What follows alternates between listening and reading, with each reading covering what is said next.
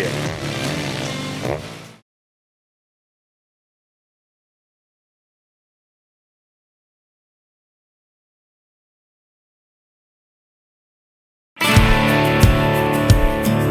Welcome back to Dirtbike Magazine's video series, First Look, where we give you kind of the first look when we get the first look. Today, we're gonna look at the 2023 Kawasaki KX250. Now, looking at this bike, just from the outside looking in, it kind of looks like the same motorcycle, but underneath the surface, Kawi has done a lot of updates to this motorcycle that might be a little surprising. Fine-tuned the rear shock settings, Dunlop MX-33 front and rear tires. In the rear, it has a wider 110/90/19 size tire as compared to last year's 190/19 tire. It has new lighter and wider foot pegs. They're actually the foot pegs and the foot peg hangers off of the KX450. Hanger is an aluminum hanger rather than a steel hanger now, and it even moved a little bit for a different rider position. New longer exhaust, new lighter fork guard bolts, new fine-tuned front fork setting. They did some stuff internally with valving. Spring rate is the same. The oil level is different. There's actually less oil in there now. New increased engine performance through a new intake valves and a valve pitch. New straighter intake duct. New repositioned upstream injector, whereas last year it was located on the top. This year it's located on the bottom. New advanced ignition timing. New racer-friendly transmission gearing. They were trying to make first, second, and third gear a little more usable, really with first gear trying to be more usable than in the past. So those are the things that are new. The bike comes back with the same styling. It has the Kawasaki green styling, new updates to the graphic.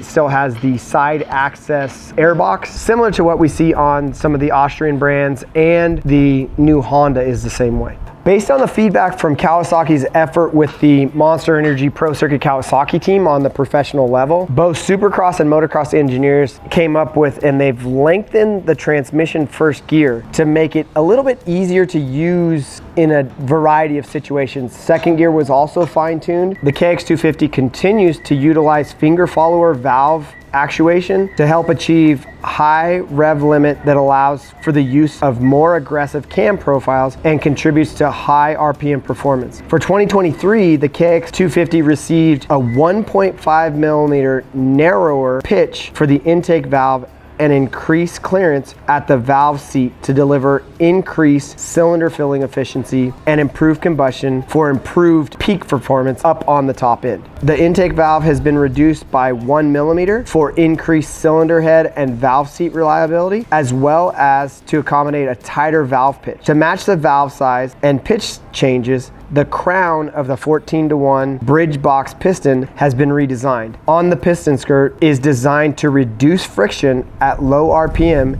and help with the piston bedding in process. New advanced ignition timing was developed to complete the engine changes made to the KX250. A 100 millimeter longer exhaust header is designed to offer increased low to mid-range torque. In addition to increased performance, Kawasaki engineers focused on a racer-friendly power delivery, which was achieved by increasing the moment of inertia in the magneto rotor. The cone disc spring hydraulic clutch push rod has been revised from a steel to a steel cap and aluminum shaft. The hydraulic clutch is designed to provide a more consistent feeling through minimal change in clutch play as the clutch heats up during heavy use. So that's basically what Kawasaki said in technical terms about what changes they've made internally to the engine. What we see is it looks like Kawasaki's going after more of the performance side. Make their engine pull longer on top, pull harder on top, maybe be more tailored to the racer guy that's gonna rev the bike out more, but we won't know until we ride that. Seen a trend in the 250 class over the last few years. More of the manufacturers are going back to maybe having top-end motors. KTM has a really good top-end, the Yamaha has really good top-ends, and that looks like what Kawasaki's trying to achieve with all the changes they've done internally. Now, when it comes to the suspension, they have updated the suspension as well, and again, looks like they're going after the more performance side of it. They're kind of stiffening up a little bit, trying to get a little bit more rider feel out of it, so it'll be very very interesting to see when we actually do get to ride these motorcycles, whether or not they might have gone a little bit too far and made the bikes harsh, or sometimes trying to do that stuff, it makes the bike maybe become a little bit unbalanced. Overall, it looks like what Kawasaki is doing for 2023. They're taking a lot of input that they've got from the Pro Circuit team